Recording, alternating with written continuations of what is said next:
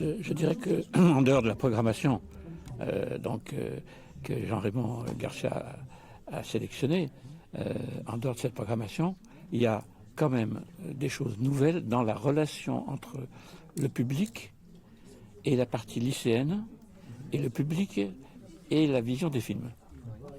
Très simplement, pour la relation avec les films, Bruno Kras, qui va présenter cette année donc tous les films de la sélection officielle, va tous les matins échanger avec le public, comme le faisait Jean-Jacques Bernard il y a quelques années, sur la critique que chaque spectateur peut faire de tel ou tel film qu'il a vu la veille, et il va travailler avec eux pour améliorer, je dirais, leur sens critique en discutant avec eux. C'est important, justement, ce dialogue avec le public.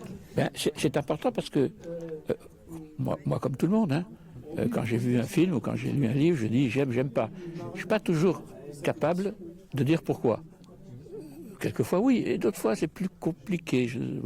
Mais c'est très important de pouvoir justement préciser ce que l'on a aimé, ce que l'on n'a pas aimé, et en même temps ça fait travailler l'intelligence pour comprendre ce qu'a fait le cinéaste.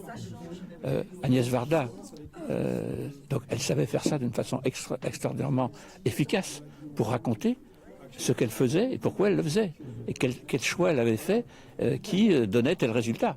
Eh bien, c'est un petit peu ce travail qu'on va faire à l'envers. On voit le résultat, et à partir du résultat, on va chercher comment le résultat a été obtenu.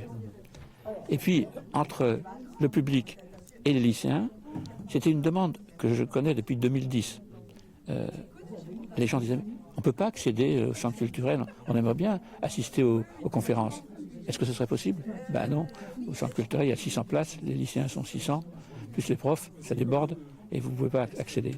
Donc il y avait une grande frustration, pas de 10 000 personnes, hein, mais il y avait une grande frustration de plusieurs centaines de personnes qui auraient aimé suivre ces conférences. Et bien cette année, pour la première fois, on va donc pouvoir suivre les conférences en direct, en étant dans une salle au Rex, et le conférencier se trouvant au centre culturel face à 600 lycéens et à 70 professeurs. Donc ça, c'est un plus, je dirais. Donc, je dirais que c'est les mots principaux, c'est la transmission. Hein, la transmission, l'échange. Donc ce festival, c'est pas seulement un festival de consommation, si je puis dire, du cinéma, même si c'est très agréable de consommer du bon cinéma, mais c'est de l'échange entre les différents professionnels qui sont là et entre le public et ses professionnels. Nouveau point aussi non négligeable, le changement de délégué général.